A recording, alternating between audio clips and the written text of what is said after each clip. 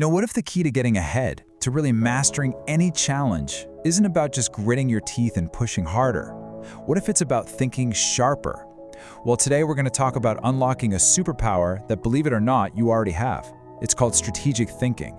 And it's all about learning how to outsmart obstacles, how to act with real precision, and honestly, how to take confident control of where you're headed in life. All right, let's get into it. So, let me ask you this. When life throws you one of those curveballs, and you know it will, are you playing checkers or are you playing chess? I mean, do you just react on instinct or do you actually respond with a plan? Because that tiny little pause, that moment you take to think, that's everything. That's the difference between just making one move at a time and seeing the whole board, thinking 5 moves ahead. And this really breaks down the two mindsets, right? You've got the reactive mind on one side. It just acts on impulse. It's basically living on autopilot, always running around fighting fires. But then you have the strategic mind, and that's totally different. It's calm, it's intentional, it's always looking at the long game. And that little gap, that space between an impulse and your action, that's where all your power is born. Okay, but let's be real for a second. Most of us, we're playing checkers. And why wouldn't we be? I mean, our entire world screams at us to be faster. Move fast, act now, don't overthink it, just do it. And all that pressure, it basically wires us to just react. It keeps us trapped in this loop of putting out fires with short-term fixes, and we don't even realize it's sabotaging the bigger picture. And hey, it's not entirely our fault, you know?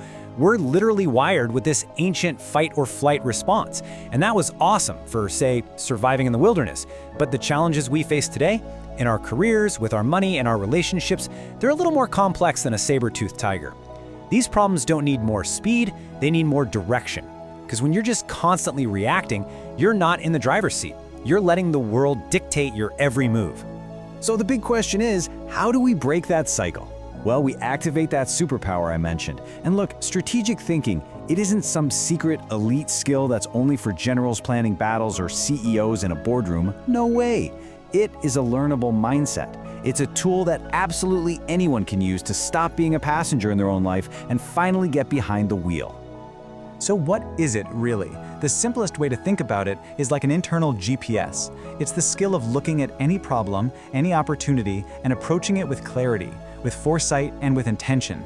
And I want to be clear, this is not about being cold or manipulative. It's just about being deliberate. It's about you choosing your response instead of letting your emotions run the show. And here's where you can see the difference in the real world. Just imagine 2 people, and they both lose their job on the same day.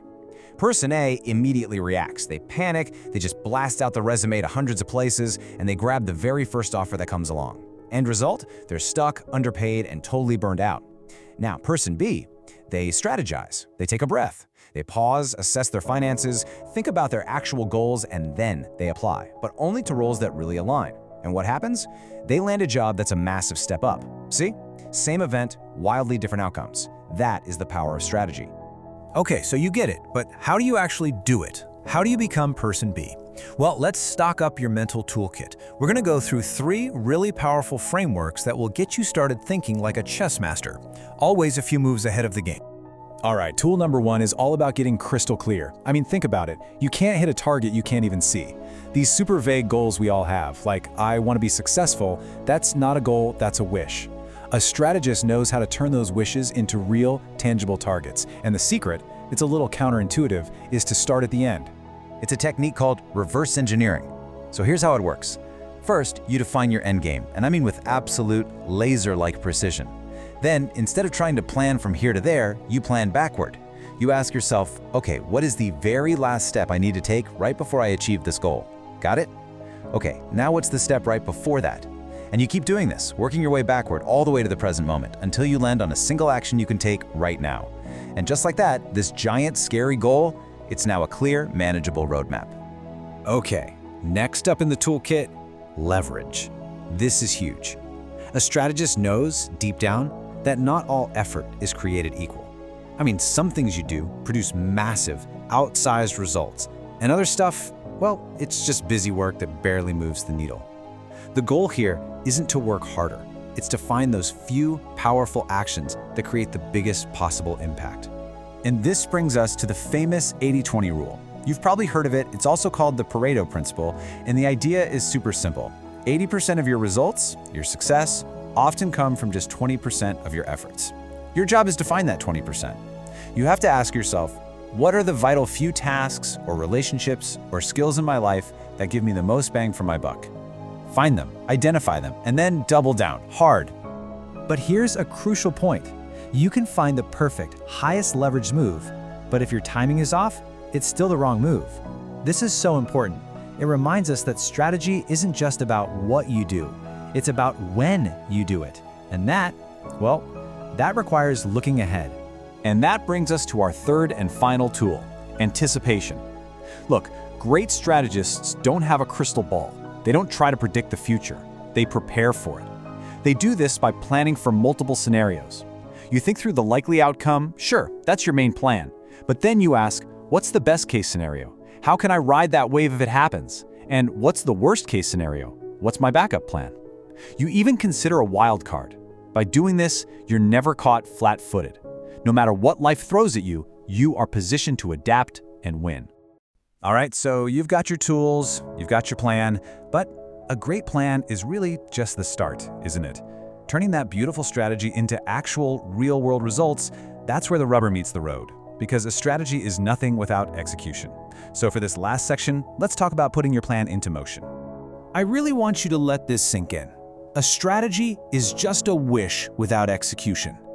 You can have the most brilliant, detailed plan on paper, but if you don't act on it, it's just a daydream. Simple as that. The difference between winners and dreamers is that winners actually do the thing. And let's face it, the moment you start acting, things are going to change. Your plan is going to meet reality. That's why agility is so critical. A really simple but powerful tool for this is something called the OODA loop. First, you observe what's actually happening. Then you orient yourself. What do these new facts mean for you? Then you decide on the best move you can make right now.